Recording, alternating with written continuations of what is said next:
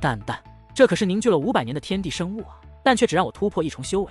若是换作天珠的话，我真不敢想要用多少才能从天5重突破到如今的6重。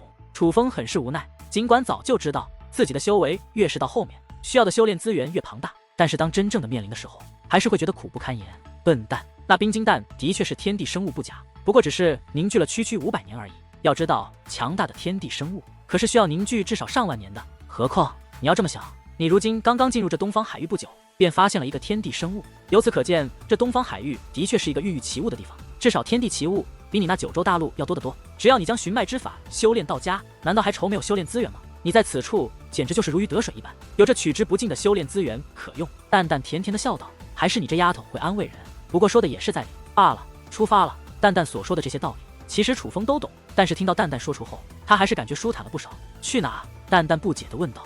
自然是要去鸳鸯台找秋水伏烟。楚风微微一笑，随后便身形一纵腾空而起，踏上了前往鸳鸯台的旅程。东方海域很大，要去鸳鸯台的路程也很遥远，按理来说需要耗费很长时间。不过当楚风赶了一段路程之后，却在一座恢宏的城池内发现了一座浩大的结界传送阵。这些结界传送阵很是古老，但却比四海书院的要玄妙得多。据说这是远古时期的强大界灵师们留下的，所以无论是传送速度还是可以传送的人数都很卓越。只不过这些来自远古的结界传送阵全部都被诛仙群岛掌控，想要使用就必须缴纳高额的费用，传送距离越远费用也就越高。莫说普通人，就是一般的修武者也是拿不出这样的费用。就算有些人能够拿出这样的费用，但也不愿意耗费这样的费用用来赶路，唯有真正的豪门贵族才能使用得起。楚风虽然并非豪门贵族，但是如今身上所携带的天珠却也不少，这些天珠对他的修为已是没有太大帮助，用来赶路却是绰绰有余。于是在这远古传送阵的帮助下，楚风大大的缩减了赶路的时间，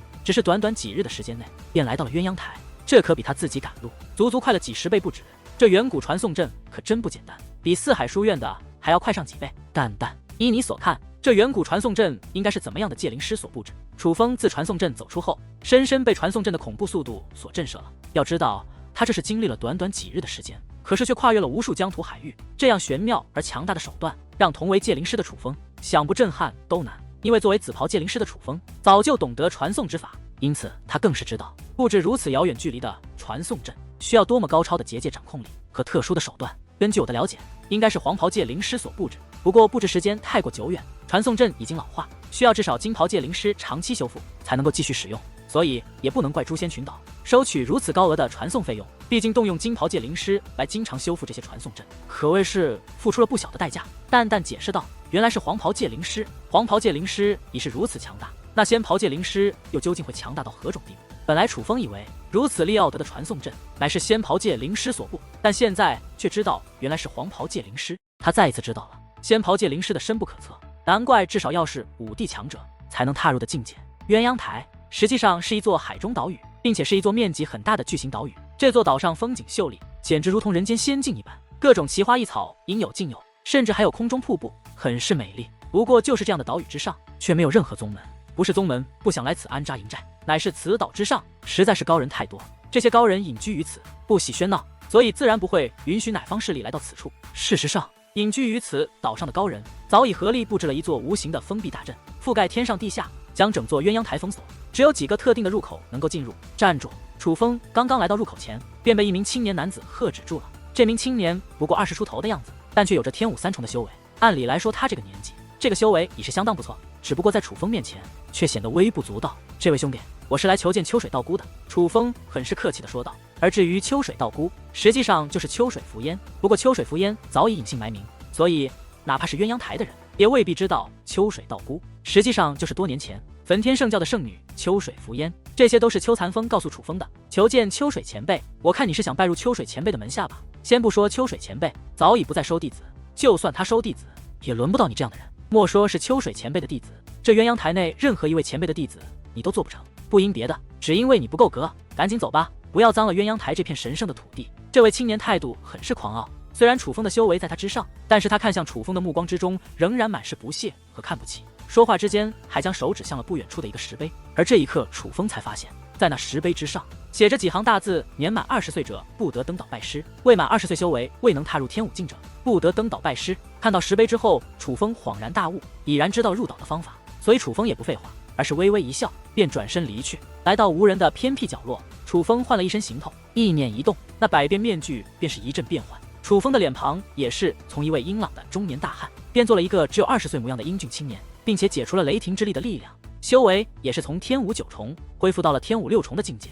随后楚风便再度来到了那位青年看守的入口处，这一次再度见到楚风，那名青年则顿时眼前一亮，先前的高傲态度不但消失不见，反而一副很是吃惊的模样。当楚风靠近之后，他竟然主动上前问道：“这位兄弟，此乃鸳鸯台，不知你来此处可是为拜师而来？”青年男子面带微笑，态度非常客气，与刚刚对待楚风简直天差地别。而至于这种变化，楚风也是心知肚明。虽然刚刚的他修为很高，但毕竟是以中年男子的身份来到此处，年到中年，哪怕修为在天武9重，但在东方海域这片土地也算不上什么。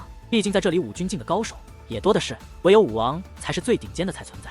但是楚风如今的身份可就完全不同，虽然修为只是天武6重，但年龄毕竟刚到20，这个年纪这种修为，说明楚风天赋极好，至少比这青年要好得多。楚风这样之人堪称天才，鸳鸯台内自然有高人愿意收楚风为弟子，所以对于楚风这样的人，这位青年是不敢得罪的。回师兄，在下无情，听闻鸳鸯台的秋水前辈修为力奥德，所以想拜入他之门下，多学些本领。楚风回道：“秋水前辈，无情兄弟所说的秋水前辈，可是秋水道姑前辈？”青年男子略显诧异：“就是秋水道姑前辈。”楚风点了点头：“无情兄弟真是不简单，秋水前辈在这鸳鸯台内可谓是大名鼎鼎，凡是挑战他者皆是失败，被誉为是鸳鸯台内的第一高手。不过因为秋水前辈很是低调，所以在鸳鸯台外知道秋水前辈的人却是少之又少。无情兄弟能够得知秋水前辈，看来是有备而来。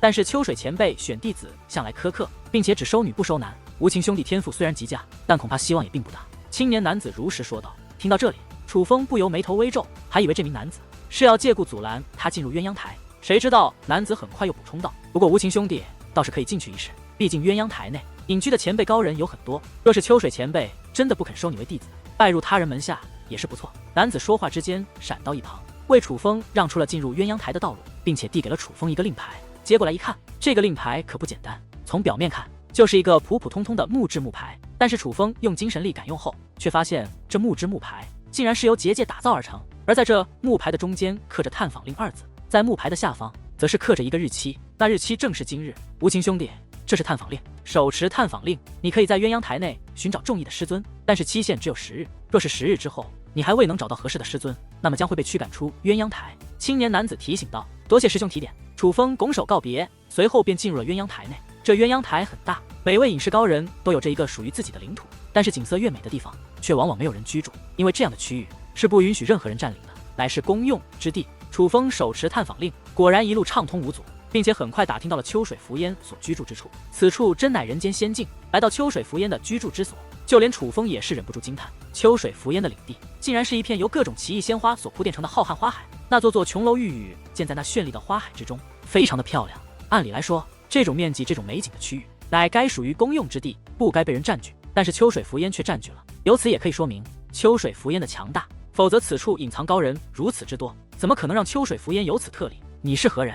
来此有事吗？楚风正在欣赏美景，却突然在不远处传来一道凌厉的少女声音。顺声观望，楚风发现不远处的花海上方竟然悬空而立，站着10名亭亭玉立的女子。这10名女子年龄都不大，年龄最大的应该也不过是20出头，而年龄最小的居然只有15岁。别看这群女子年龄不大，但修为可是不弱。那15岁的少女乃是天武1重，而除了她外，其他几位也全部都是天武境。那位20出头的更是一位天武8重者，竟然比楚风还要高上2重，并且他们不仅修为不凡，长相也是各具特色，唯一的共同点就是都能算得上是美女。尤其是那位实力在天武8重的女子，长得更是秀气，她白皙的肌肤、精致的脸庞，还有那双不是很大却非常有神的眼睛，带给人一种冷艳的气质。只不过她显然很是高傲，其他几名女子都在眨巴着大眼睛，好奇地打量楚风，却唯独有她从头到尾都没看过楚风一眼，只是欣赏着此处的花海。你看什么看？和你说话听不见吗？见楚风直勾勾地盯着自己，其中一名双马尾的傲娇女子很是不悦地说道：“几位姑娘，我来此处是想拜访秋水前辈。”楚风挠了挠头，略显尴尬地说道：“拜访恩师？你拜访我家恩师是有何事？”另外一名女子以一种温和的语气问道：“这件事我还需与秋水前辈当面相谈。”楚风笑着说道：“少耍小聪明，你分明就不认识我家恩师，是想拜入我家恩师门下吧？”那名傲娇女子不屑地说道：“你走吧，我家恩师不在家，就算在家也不会收你做弟子，因为我家恩师只收女不收男，并且他说过只收10名弟子，如今人数已够，就算你是女的，他也不会收你。”另外一名女子说道。说话之间，几名女子便集体转身，如仙女一般，在那花海之上飘然飞舞，向花海中央的座宫殿回返而去。几位师妹，我找秋水前辈真的有急事，还请让我见秋水一面。见状，楚风继续恳求道：“他大老远的跑到这里，可不想白跑一趟，就这样回去，滚出去！”可就在这时，那名在天舞八重的高傲女子竟然暴喝一声，随后直接出手。她并没有看楚风，只是凭借精神力锁定了楚风的位置。她显然也是一名界灵师，但这不是重点，重点是她这一击也是结界之力，紫色的结界交织在一处，形成了一道紫色的结界巨墙，对楚风压迫而来。他竟是一位紫袍界灵师，真是不可一世，蛮不讲理。看着那压迫而来的紫色结界巨墙，楚风的眼中也是闪现了一抹不爽。虽然对方皆是美女，但是楚风却没放在眼中。若不是有求雨、秋水伏烟，楚风可不会对他们这么客气。而眼下此女竟然直接对自己动手，楚风自然也不会卑微忍受，想要给此女一些教训，否则以他们的性格，今日定然会将楚风拦在门外。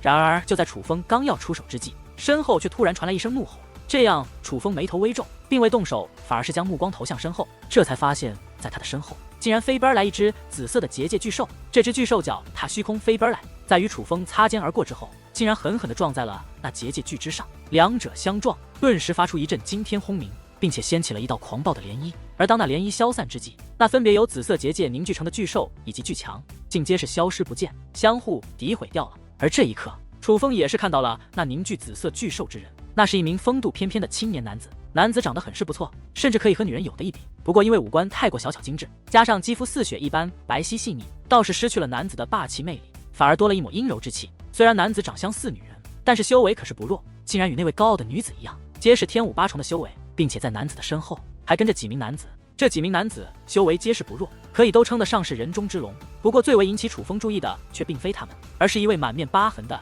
中年大汉。这名大汉故意隐藏了气息，但却没有逃过楚风的查探。楚风发现这名中年大汉乃是一名天武九重的高手，并且气息非常浑厚，已是无限的接近了武军境。看那样子，他与武军真的只是一线之隔，很快便能踏入武军的境界。薛毅，我轰此人离开，你为何出手阻拦？莫非你与他是一伙的？见到这群男子后，那名高傲的女子竟然意外的开口了，虽然态度很是蛮横，但还真别说，声音还是挺好听的。婉师姑娘，你可千万别误会，我与这小子根本不认识，刚刚出手也并非要替他解围，只是看到婉师姑娘你施展结界之术，便手痒难耐，想与你小小的切磋一番罢了。婉师姑娘为何如此生气？莫非是这小子招惹了诸位姑娘，这才惹得诸位姑娘如此生气？诸位姑娘切莫生气，此子如此不知好歹，竟敢对诸位姑娘无礼，看我薛毅替你们教训于他。那薛毅先是殷勤一笑，随后竟将那冰冷的目光扫向楚风，说话之间便欲对楚风动手。不必了，你有话直说，没必要卖关子。高傲女子冷冷地说道。婉师姑娘真是聪明，什么事情都瞒不过你。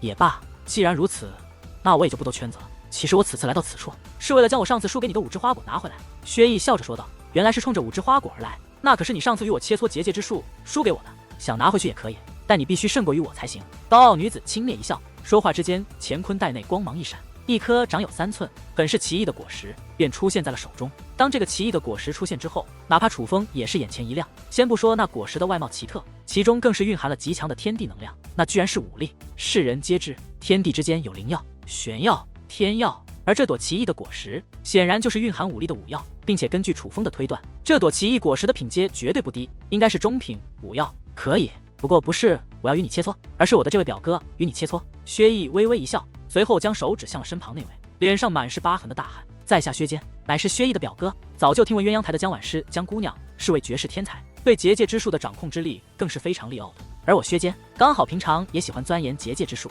所以想向江姑娘讨教一番。疤痕大汉踏出2步，随后拱手抱拳，以那如钟般响亮的声音对江婉师说道：薛毅，你这是什么意思？自己打不过我江师姐，搬救兵来了？你这位表哥应该不是我鸳鸯台的人吧？他这个年龄是怎么进入我鸳鸯台的？薛毅，你这简直是破坏了我鸳鸯台的规矩。那名扎着双马尾的傲娇女子小嘴一撇，凌厉地斥责道：这位姑娘说话好是伶俐，想必你就是我表弟经常提起的孙一涵孙姑娘吧？薛坚抱拳问道。没错，正是本姑娘。孙一涵双手环于胸前，很是得意地挺了下丰满的胸脯。孙姑娘，我的确并非鸳鸯台的人，但是我来探望我表弟，这乃是情理之中之事。况且我现在是与江姑娘说话，请你不要插嘴。若是江姑娘说怕了，不想与我薛坚交手，那么我转身就走，但是你还不具备与我薛坚说话的资格。薛坚大声说道。而薛坚此话一出，可将孙一涵气得不轻，手指薛坚便要破口大骂：一涵，住手！可还不待孙一涵开口，那位江婉师便按下了孙一涵的手，随后嫣然一笑：对薛坚说道：“好一个激将法，不过对我却是没用。你若想与我交手也是可以，但切磋也要有个规矩。你想拿回薛毅输给我的5只花果，就要拿出与5只花果等价的物品来赌，否则就请离去。”江姑娘说的这是哪里的话？既然是以赌注切磋，我自然已经备好下赌之物。薛坚微微一笑，说话之间手中光芒一闪，一颗类似猫爪一般的药草便出现在了掌中。这颗药草虽然长得很是怪异，但是蕴含的战力竟然丝毫不弱于江婉师手中的战之花果，甚至还有过之。此乃中品武药，5只猫爪，论其珍稀程度，可是比江姑娘手中的5只花果还要稀少。不知拿它与你下赌，可行否？薛坚笑着说道，但是话语之间却散发着满满的自信，就犹如他早就胜券在握一般。当然可以。江婉师嫣然一笑，同样是自信满满。江姑娘，那我们还是老规矩，就按照你与我表弟的切磋方式较量如何？薛坚问道。没有问题。江婉师笑道。既然如此，那江姑娘，我薛某人就得罪了。突然，薛坚面容一变，竟然直接出手。他的手速极快，几乎眨眼之间，一道磅礴的结界大阵便被其布置而出。而在他布置结界大阵之间，那江婉师则是没有任何举动，而是站在半空之上，静观其变。突然，一声怒吼响起。随后，一道紫色的光束便自那磅礴的大阵之中爆窜而出，脚踏虚空，带着那紫色的弧线向江婉师暴掠而去。尽管那东西速度很快，但在场之人皆非拥蓓，所以凭借肉眼就能看出此物状态。那原来是一只似豹似狼的物体，虽然形态栩栩如生，更似妖兽，但是人为结界凝聚而成，并且它体积很小，身躯不足2米，散发的力量也是中规中矩，谈不上多么强悍。除了速度极快外，简直没有优点可言。你可真瞧不起人！结界切磋一阵定输赢，你竟然用这样弱小的阵法与我交手也罢，你既然想送我一颗中品战药，那我也就欣然接受了。同为紫袍界灵师的江婉师一眼便看出那薛坚所凝聚之物很是弱小，所以他也根本没有放在心上，而是手指轻点，便开始随意布置阵法。不对，可是与此同时，楚风却是目光一闪，发现了端倪。虽说此刻薛坚所凝聚之物的确很是弱小，可是他布置的阵法声势却那般庞大，并且以楚风的经验来看，薛坚所布置的阵法乃是凝聚了极强的结界纹路而成，是一种高超的手段。此时的局面就是一个强大的阵法之中跑出了一只很是弱小的物体，但是这个物体究竟真弱假弱，可就难以判定了。而根据楚风的判定，那就是此事有诈。江姑娘不可轻敌，那薛坚所布置的阵法很强，不可能只凝聚出眼前这么个不堪之物，切莫大意，还是以上乘阵法抗之为好。发现不对，楚风也没有藏着掖着，而是暗中传音于江婉师。毕竟他来此处乃是为了求见秋水伏烟，而江婉师等人虽然性格高，但是毕竟是秋水伏烟的弟子，于情于理，楚风也不希望他们败。听到楚风的传音，江婉师则是柳眉轻挑，随后很是鄙视的看了一眼楚风后，竟然不屑的道：“多嘴，难道论结界之术，我还不如你？”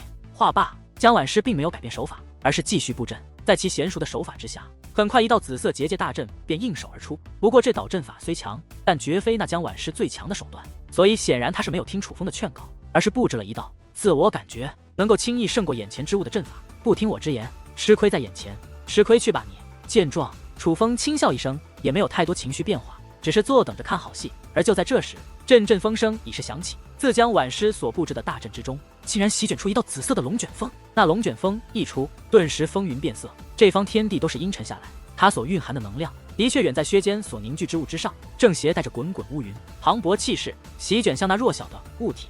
哈哈，师姐真是好手段，就凭借这道结界龙卷风，简直可以轻而易举的将那丑八怪的阵法破掉。这一刻，江婉师的那些姐妹都以为大局已定，笑得不亦乐乎。不过对于那这种情况，薛坚却是诡异一笑，随后只见其双掌叠加，手印一变，只听嗷的一声，一股震荡天地的威势便自那狂奔的物体之中散发而出。当那这股威势散发而出之后，那本小巧的物体竟然急速扩大，眨眼之间化作一只高大数十米的庞然大物，居然比那龙卷风还要庞大。不好！这一刻，江婉师等姐妹小脸大变，先前那还满是笑颜的脸上，此刻已是满是惊慌之色。可是为时已晚，阵法已然祭奠而出，他也没有任何回头之路。只见那薛坚凝聚的巨兽大嘴一张，一股磅礴的吸力便散发而出，竟硬生生的将那江婉师所凝聚的龙卷风吞噬而尽。当龙卷风被吞噬之后，江婉师所布置的大阵也是传来一声巨响，竟然瞬息破碎，败了。江婉师与薛坚的结界切磋，以江婉师惨败收场。可恶，丑八怪你作弊！四是无法接受这一结果，孙一涵等江婉师的姐妹大声斥责起来：“作弊！各位姑娘，不知此话怎讲？”薛坚微微一笑，故作不解：“这还用说？你明明布置了一座强大的阵法，但却故意隐藏了力量，难道这不算作弊吗？”孙一涵指责道：“哈哈，我还第一次听说隐藏实力就是作弊的。孙姑娘，枉费你等拜入了秋水前辈的门下，居然连兵不厌诈这个简单的道理都不懂。刚刚你们的江师姐迟迟不肯出手，不过是想来静观其变，而后反之罢了。但却不知道我故意将计就计，让其大意，而他偏偏上当，这又怪得了谁？薛坚冷声说道：“你这简直是强词夺理！”孙一涵等人气得背齿紧咬，小脸通红。强词夺理，随便你们吧。要是输不起，可以直说。薛坚笑道：“一涵，你们住口！”终于，江婉诗开口了。此刻的他面容有些苍白，显然是受到了一些打击，但是他却并没有输不起，而是玉手轻扬，手中的5只花果便腾空而起，化作一道红光，飞向了薛坚。接到5只花果，薛坚先是打量了一下，见果然是其表弟输掉的那颗后，这才得意一笑，随后说道：“江姑娘，若是不服输，我们还可以再比一次，你可敢否？”该死，你个丑八怪，可真够狂妄的！师姐，快给他一些教训，让他知道什么是天高地厚。没错，师姐，快好好教训一下这个丑八怪，让他知道师姐你认真之后有多强大。若是你大意，他根本就不是你的对手。孙一涵等人都觉得薛坚是靠着耍诈才胜的江婉诗，所以当薛坚叫嚣之后，他们都觉得复仇的机会来了，一个个的大声叫嚷起来，气势很足。然而就在他们叫嚷不断之际，江婉诗却是柳眉紧皱，久久不答。虽说刚刚与薛坚的交锋的确是他大意才败，但是身为紫袍界灵师的他却深深的知道，能够将本事强大的阵法隐藏到那种地步，这说明薛坚很强，至少是他所不能做到的。而如今薛坚又这般挑衅于他，可以看出薛坚有着很大的自信，再胜于他。可以说薛坚这是一个计谋。薛坚故意在刚刚有手段赢了江婉诗，但实际上他就算光明正大的出手，很可能也能够胜过江婉诗，而他偏偏没有那么做，那就是故意为之。他是故意让江婉诗觉得是自己大意才输给了薛坚，这样一来，薛坚在挑衅，正常情况下江婉诗肯定应战，而那个时候薛坚就可以凭借强大的实力再赢江婉诗一次。到了那时，江婉诗可就亏大了。虽然此时此刻江婉诗的确很气愤，但是洞察出薛坚强大的他，也是识破了薛坚的计谋。不得不说，江婉诗陷入了两难之地，应战也不是，不应也不是，着实难受至极，不知如何是好。江姑娘，不妨应战，我可带你胜他。可就在这时，楚风的声音却是突然传入江婉诗的耳中：“你就凭你这天5、6重的修为，难道也是紫袍界灵师不成？”换做平常，江婉诗肯定不会理会楚风，但是经过刚刚的事情后，他却对楚风刮目相看了。因为楚风一开始就看穿了薛坚的手段，还曾提示于他，可他偏偏不信。若是信了，那么此刻的结局了就截然相反。所以尽管楚风的修为在他眼中不是很高，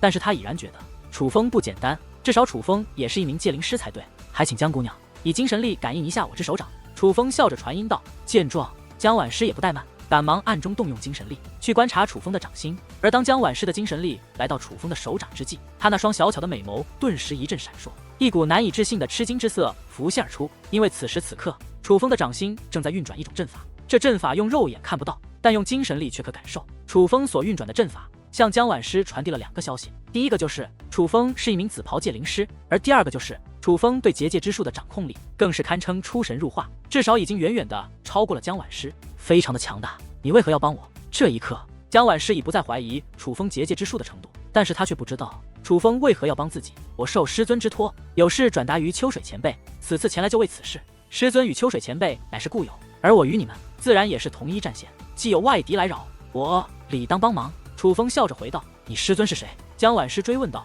师尊之名不方便透露，总之我不会害你就是，你若是不信，我也没有办法。楚风说道。江姑娘为何迟迟不答？莫非你真的怕了不成？就在这时，那位薛坚再度大声说道，有意即将江婉诗应战。师姐，你怎么不答应他呢？快好好教训一下他，好让他知道你的强大。师姐，莫非你是没有可赌之物了？这样，我这里有师尊留下的中品武药，我可以借给你。与此同时，江婉诗的姐妹们也是不解地问道，薛坚，若不是你刚刚耍诈，怎么可能胜过江姑娘？你这种人根本不配与江姑娘再度交手，与你交手只会辱没了江姑娘的名声。你若是有所不服，我倒是可与你切磋一番，只是不知道你敢是不敢。就在这时，楚风主动站了出来。对于楚风这突如其来的一句，将在场之人都吓了一跳。若不是楚风此刻大声说话，人们简直都忘记了他的存在。而楚风这一开口，竟然就与薛坚叫嚣，可着实引起了人们的吃惊。小子，你是何人？就凭你也配与我表哥交手？看你的修为，哪怕是界灵师，也是蓝袍而已。你有什么资格和我表哥交手？我们这边随便派一个人，都可以轻易的拍死你。薛毅很是不屑的讽刺道。就是你凭什么代表我世界与那丑八怪切磋？我们与你又不熟，你千万不要丢人现眼。这里的事情我们能够处理，不需要你来献殷勤。事实上，不只是薛毅等人看不起楚风，就连孙一涵等人也是看不起楚风。在楚风强出头后，就连他们也是刻薄的损起楚风。哈哈，你这小子真有意思，想替人家强出头拍马屁，结果人家根本不领情，赶紧滚吧！这里的事情不是你这种废物能够插手的。与此同时，薛坚也是开口了，他根本都没正眼看过楚风，那种看不起不言而喻。谁说我们不领情的？可就在这时，江婉师却是开口了，随后对薛坚说道：“你想再与我交手，可以，但是你要先胜过他。若是连他都胜不过，你真没有与我交手的资格，因为我不喜欢与善于玩弄手段的人交手。”江婉师指着楚风说道：“师姐，你在说什么呢？你真的让他替你与那丑八怪交手？他可才是天武六重而已啊！”这一刻，孙一涵等姐妹满面吃惊，想不通江婉师是怎么想的。你们给我闭嘴！江婉师暗中呵斥了一下自己的姐妹，随后再度看向薛坚，问道：“你敢吗？”哈哈哈哈！真是笑话，这么一个毛头小子，难道我会怕他不成？江姑娘，不是我说你要找挡箭牌，也找个像样点的，竟然找了这么一个废物。不过也罢，既然你愿意如此，那我就成全你，打败这个废物，我再与你交手。薛坚冷然一笑，随后看向楚风，说道：“小子，既然江姑娘都开口了，那我就给你这个机会。不过想与我切磋，你可要拿出像样的赌注，至少是中品武药，你拿得出来吗？”中品武药我的确没有，不过我倒是可以拿一样东西来代替中品武药。楚风微微笑道：“什么东西？说出来看看。若是真的价值不菲，我倒是可以考虑。”薛坚说道：“我用我的命来和你赌。”楚风说道：“什么？用命？他是不是疯了？”楚风此话一出，顿时让人孙一涵等人吃惊不已，因为在他们来看，楚风简直必败无疑。而楚风眼下此举，这就是要送死啊！想用你的命来代替中品武药和我赌，说实话，你真不配。然而薛坚却是冷然一笑，讽刺至极：“怎么，你是不敢，害怕自己会输在我的手中，所以不敢与我赌？”楚风冷笑道：“放屁！我会怕你？你也不看看自己的修为，你有让我惧怕的资本吗？”薛坚说道：“既然不怕，为何不敢与我一战？依我看，你就是害怕输给我，不敢直说，何必再找借口？”楚风冷笑道：“好个激将法！既然你执意寻死，那我今日就成全了你。在场之人作证，此子以命与我下赌，我若杀他，乃是情理之中。”虽然明知道楚风是在使用激将之法，但是薛坚还是被气得不轻。而在有着强大自信的前提下，他自然不介意除掉这个碍眼的楚风。想取我的命，还要看你有没有这个实力，一招定胜负，看我怎么击败你这个卑鄙小人。楚风一笑，却同样自信满满。随后他意念一动，一层磅礴的蓝色结界之力便狂涌而出，随后手指摆动，开始急速的布置结界阵法。果然是蓝袍界灵师，这小子真想找死不成？见到楚风布置的竟然是蓝色结界阵，薛毅等人表示不解，因为蓝袍界灵师根本就无法与紫袍界灵师抗衡。楚风此举简直就是鸡蛋撞石头，找死！惨了，这次要丢人丢大了。这家伙竟然真的只是蓝袍界灵师，他自己想死可以，但不要代表我们出战啊！这不是要我们跟着丢人吗？与此同时，孙一涵等人则是气得不轻，他们只关心自己的颜面，却没人关心楚风的死活。不仅是蓝袍界灵师，而且布置大阵的手法还很拙劣。此子究竟卖什么关子？难道是想以死献殷勤，还是说他知道江婉师等人不会眼睁睁看着他死，在关键时刻会救他一命？薛坚为人颇为谨慎，在楚风布置大阵之时，他一直以精神力紧紧地锁定着楚风，想看楚风是否在玩什么猫腻。但是他却发现楚风所布置的结界阵并没有任何异常，就是普通的蓝色结界阵而已，对他来说没有任何威胁。薛坚接招！终于经过漫长的布置之后，楚风的结界大阵总算完成。只不过别看他喊得漂亮，但是自那大阵之中所射出之物，却着实让人们面容大变，吃惊不已。因为那竟然是一只有蓝色结界凝聚而成，如同婴儿一般小巧的小手。那小手正以慢腾腾的速度向薛坚飞掠而去。别看此手很是不堪，但是却对着薛坚做出了一个鄙视的手势：“你想找死？我成全你，别指望着谁能救你。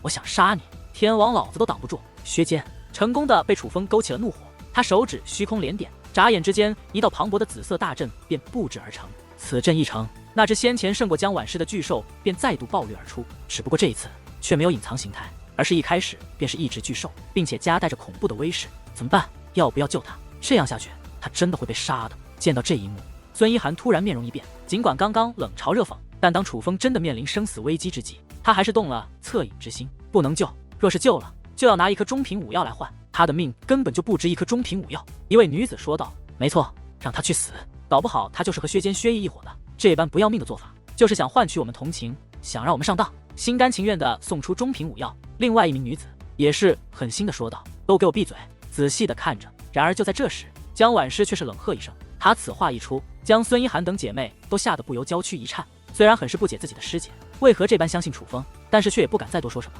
而是将目光再度投向了战圈之内。薛坚凝聚的结界巨兽速度极快，尽管楚风所凝聚的婴儿小手速度极慢，但是他也是在瞬息便来到了那婴儿小手面前。随后只见其满是獠牙的大口一张，便将婴儿小手一口吞下。但是将婴儿小手吞下之后，那结界巨兽却并没有停止步伐，竟然张着血盆大口向楚风狂奔去，这是想要将楚风一同吞下。结束了。看着这一幕，薛毅等人冷笑连连。尽管早就知道楚风必死无疑，但是当这一幕即将发生之际，他们还是颇显愉悦。可是就在那巨兽将要接近之时，楚风的嘴角突然掀起一抹冷笑，随后手印一变，那蓝色的结界大阵便光芒大盛，符咒流转，竟然开始阵阵变化，只在瞬息之间，便从蓝色化作了紫色，威势增强数倍不止。不好，此阵有诈！眼见着楚风的结界大阵产生变化，薛坚也是面容一变，意识到大事不妙。然而为时已晚，只听一声惊天巨响传来，那薛坚所凝聚的紫色巨兽竟然爆炸开来，化成了粉碎。而当那股爆炸的涟漪消散之际，一只紫色的恐怖巨手便浮现在了人们的视线之中。这张巨手不仅形态狰狞，体积巨大，所散发的气势也是恐怖至极。最主要的是，这只紫色的恐怖巨手竟然做着与那婴儿小手一样的比试动作，正对着薛坚。怎么可能？薛坚表哥的阵法竟然被破了！对于这突如其来的一幕，戏剧性的变化，薛毅等人大感吃惊，一个个的目瞪口大，不知所措，都被惊呆了。怎么回事？明明只是蓝色结界阵，怎么突然之间就变成紫色结界阵了？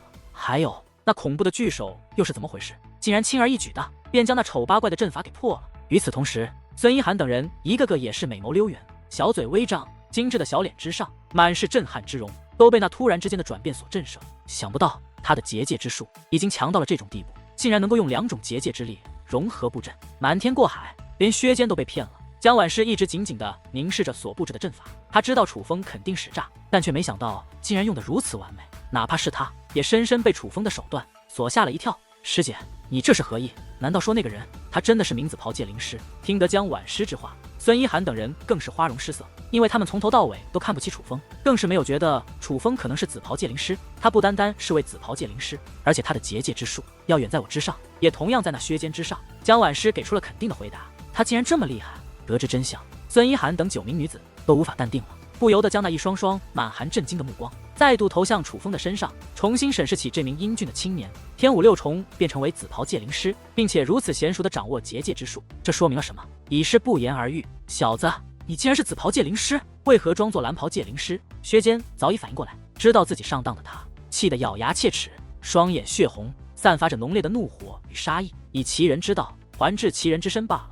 楚风微微一笑，随后说道：“你说了，把中品武药拿出来吧，有命赢，还要命用才行。”薛坚说话之间，连牙齿都咬得咯咯直响，但还是将一颗中品武药5枝花果丢给了楚风。这就不劳你费心了，你若是不服气，其实咱们还可以再比一次。楚风接过5枝花果后，笑道：“我也正有此意，不过这一次我不止要赌你手中的武药，我还要继续赌你的命，你可敢否？”薛坚怒气腾腾地说道：“想要我的命，可以，不过这样一来，你可就要拿2颗中品武药来赌了，你有吗？”楚风很是不屑地问道：“武药老子有很多，就怕你没命收。”薛坚冷哼一声，掌心自乾坤袋微微划过，又是一颗中品武药5只猫爪出现在了手中。很好，出手吧，你的这2颗5只猫爪我都收下了。楚风自信一笑，就犹如那2颗中品武药已是他的囊中之物一般。这一次我定取你的小命。早就对楚风恨之入骨的薛坚，此刻也不废话，他意念一动，一道紫色的结界大阵便浮现而出。可是仔细观看，人们却是不由大惊，因为那不是普通的结界大阵，而是一道界灵大门。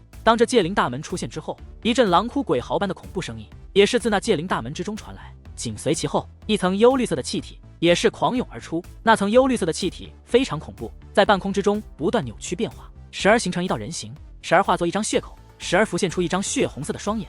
最主要的是，这股幽绿色的气体竟然散发着天武9重的气息，鬼灵界界灵竟然是一只天武9重的鬼灵界界灵。当看到这只界灵之后，江婉师等人皆是面容大变，因为他们无论如何也想不到，这薛坚居然不再凝聚阵法，而是直接使用界灵来与楚风对抗。界灵与结界阵法完全不同，结界阵法哪怕再强也是阵法，尤其是短时间内凝聚的结界阵，看着威势不错，也的确具备一些攻击性，但实际上还无法和一些强力的武技比较。而界灵就更不用说了，乃是掌握着特殊力量的生命体，绝对远非结界阵法能够抗衡。一只天武9重的界灵更是拥有瞬息便将楚风杀死的实力，毕竟楚风本身也只是天武6重的修为，与天武9重相比，简直是天差地别。这已经不是切磋结界之术这么简单的，而是真正的武力对拼，拼的是自身的实力。丑八怪，你这是耍赖！说好切磋结界之术，怎能召唤界灵？眼见势头不对，孙一涵等姐妹赶忙指着薛坚大声斥责起来。难道界灵就不是结界之术的一种吗？如果不是界灵师，能够具备召唤界灵的资格吗？江姑娘，你倒是评评理，界灵算不算是界灵之术？薛坚冷哼一声，高声问道。而这一刻，江婉师则是柳眉紧皱，脸上有着说不清的情绪，但最终还是无奈的点了点头，算，那就不要废话。薛坚再度冷哼，随后看向楚风，傲喝道：“小子，你受死吧！这一刻，那只鬼灵界界灵怒吼一声，便化作一道幽绿色的流光，夹带着恐怖的威势，向楚风飞掠而去。师姐怎么办？见状，孙一涵等人紧张坏了。得知楚风天赋不凡之后，他们也是不愿楚风就这样白白死去。静观其变，必要时刻我会出手。江婉师口中虽说静观其变，但是说话之间，阿已是娇躯一纵，向楚风的方向掠去。由此可见，他比谁都紧张楚风的死活。今日谁也救不了他。绿鬼，给我杀了这小子，老子就赏你一顿本源大餐！薛坚高声喝道：“薛坚，你可要说话算话！这小子的项上人头，本鬼王取定了。”那鬼灵界界灵一阵狰狞的狂笑，随后身躯一阵变化，竟然化作了一只高大数米的人类形态。只不过他尖牙利齿，双眼放光，手拿利器，异常的骇人。最主要的是，此时此刻他的速度也是倍增，已经远远超越了江婉师的速度，几乎眨眼之间便来到了楚风的身前。该死！眼见事情不妙，江婉师也是怒喝一声，那张小脸之上满是惊慌之容和不甘之色。只不过就在江婉师等人胆战心惊，都觉得楚风大难临头之际，楚风却是微微一笑，随后说道：“蛋蛋，该你出场了，快快张开结界大门，本女王早就手痒难耐了。”楚风的耳边响起了蛋蛋那甜美而轻灵的声音，好听之中又散发着些许顽皮。去吧，我的女王大人。而楚风也不犹豫，意念一动，一道结界大门便应面而生。小子还想抵挡？在本鬼王的面前，你只有乖乖受死的份。当结界大门张开之际，那只鬼灵界界灵已是来到近前，挥动那手中如獠牙一般的兵器，便挥砍而下，发出了一道强横的幽绿色光刃。然而他那幽绿色的光刃刚刚靠近，自楚风身前的结界大门之内便涌现出一股暗黑色的气体。那暗黑色的气体滚滚而来，刚好与那大刀发出的光刃交织在一处。只听的一声，那光刃不但被抵消开来，就连那只鬼灵界界灵也是被震退到数米开外。怎么回事？这突如其来的变故让所有人都大吃一惊，就连那只界灵也是神情巨变，眉头紧皱，停在半空，以那血红色的双眼紧紧地凝视着那片黑色的气体，不敢再有一丝大意，因为那暗黑色的气体实在太诡异了，散发着一股连他都会莫名不安的气息。按理来说，鬼灵界的界灵已可谓是黑暗的代表，但是此时此刻，那将他击退的黑色气体似乎比他还要阴暗数倍，让其心生敬畏。师姐，那究竟是什么？这股气息好诡异，为什么我有一种自内心生寒的感觉？是啊，师姐，那是什么东西？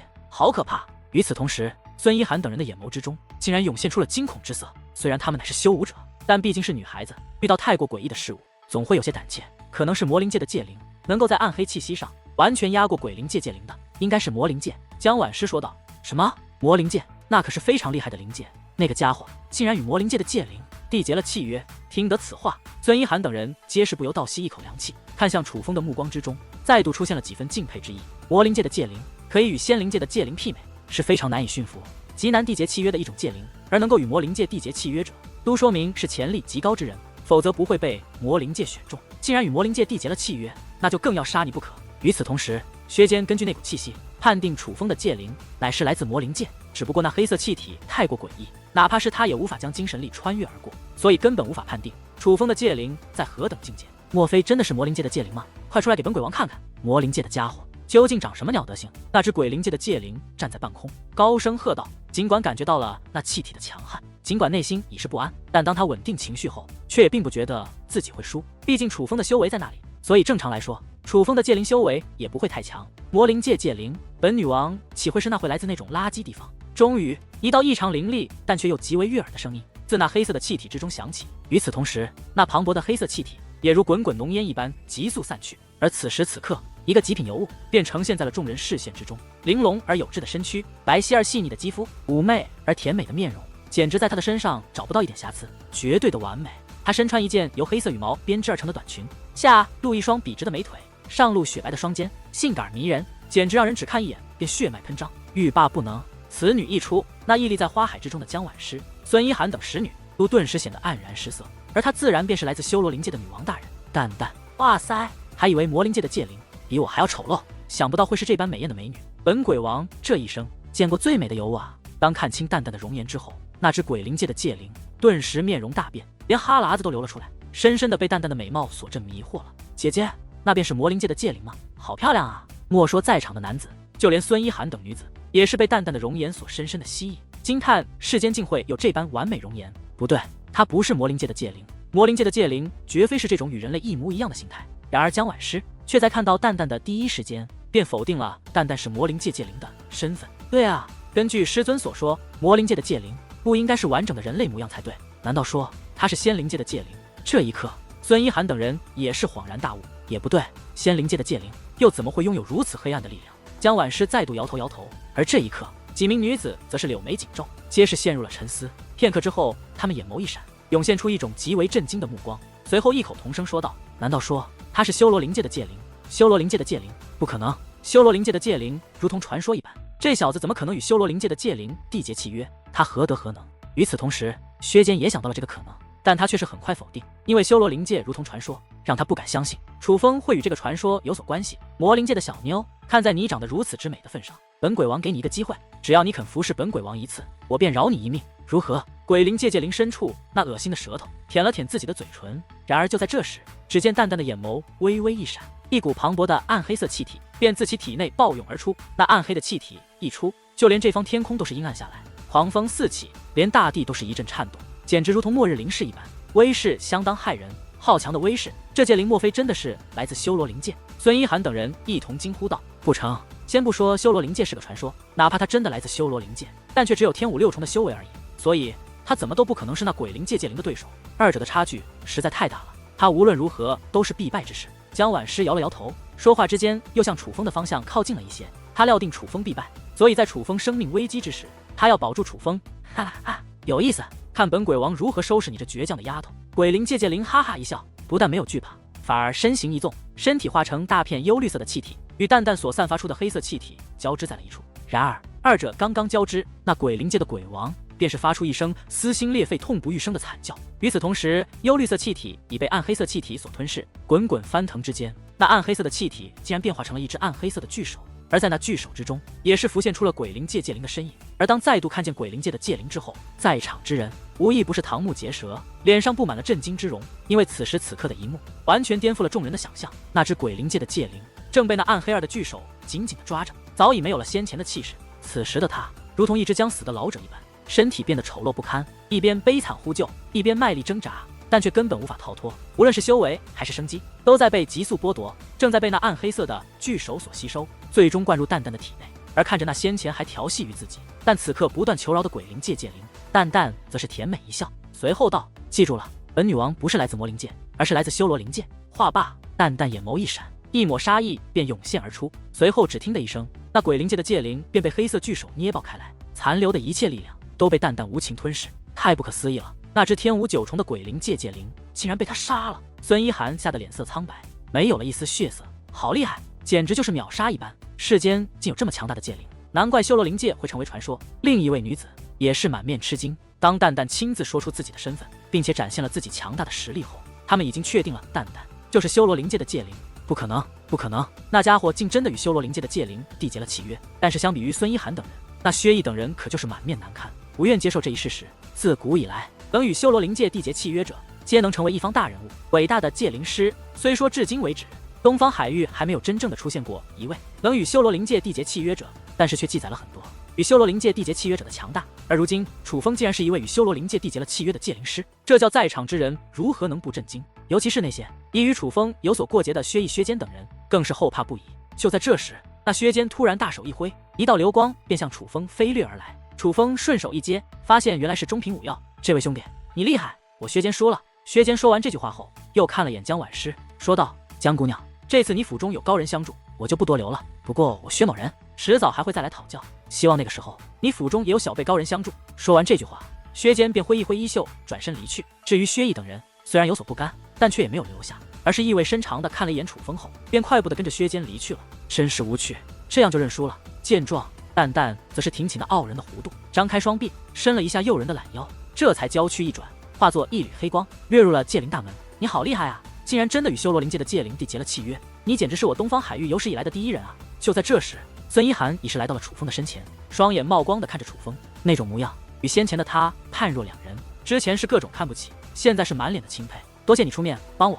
在下江婉师，还未请教阁下尊姓大名。与此同时，江婉师以及其他几位姐妹也全都走了过来，她们的神情与之前都完全不同。尤其是江婉师，之前她根本就没正眼看过楚风，但是如今看向楚风的目光很是复杂，最为浓郁的便是感激与羡慕。江姑娘不要客气，我已经说过了，我们乃是统一战线，有外敌来扰，一同抗之乃是情理之中。至于我的名字呢，师尊给位起名为无情。楚风笑道：“原原来是无情师弟。无情师弟，论年纪，我应该在你之上。若是可以，你不妨叫我一声师姐。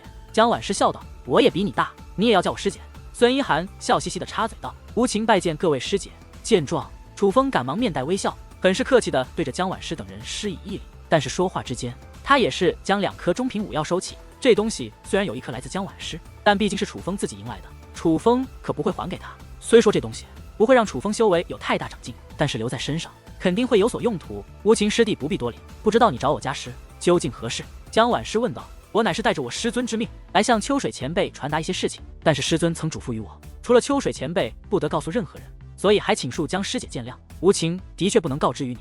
楚风说道。这倒无妨，但是家师朋友甚少，我所知道的只有几位而已，所以还请无情师弟透露一点点关于您师尊的事情，不必透露完整姓名，只需透露一点点即可。江婉师问道。我师尊的姓氏为黄甫，与秋水前辈乃是至交，我只能透露这么多。不过你若将此事转达秋水前辈，秋水前辈自会知晓我师尊是谁。楚风早有准备，他想拜见秋水福烟，就要与黄甫皓月挂上关系，所以他故意谎称黄甫皓月是他师尊，唯有这样才能更大几率让秋水福烟肯见自己。听得楚风的回答后，江婉师的面容微微一变，看向楚风的目光不由变得复杂起来，似是想到了什么，随后说道：楚风师弟，家师的确不在，不妨你过段时间再来。看江婉师的样子并不像撒谎，于是楚风问道：江师姐，那你可知道秋水前辈去往何处？家师去了无极血海。江婉师说道。无极血海那是何处？楚风好奇地问道。莫非无情师弟不是东方海域之人，不然怎会不知道这无极血海？江婉师柳眉轻挑，眼中涌现出些许意外之色。不瞒江师姐，我的确不是东方海域之人，来到此处只为了拜访秋水前辈。楚风笑道。这就难怪了，那无极血海乃是一处修炼圣地，尤其对5军境以下的修武者有着非常好的淬炼功效，所以无极血海常年集结着大量的天5境修武者在那里修炼。但是最近无极血海却出现了一妖物，据说那妖物杀人如麻，且神出鬼没，以修武者进行修炼，搞得人心惶惶。我鸳鸯台内2名前辈路过无极血海，听说此事便前去捉拿妖物，为人除害，却不想那妖物的实力远远超过他们，其中1位惨死，另1位侥幸逃脱，却也身受重创。回到鸳鸯台后，便将此事告知了我之家师。本来我家师不爱管这种闲事，但奈何那位死去的前辈刚好与我家师有着一点交情，我家师不想他如此冤死，便决定除掉那妖物，就在今日清晨前往了无极血海。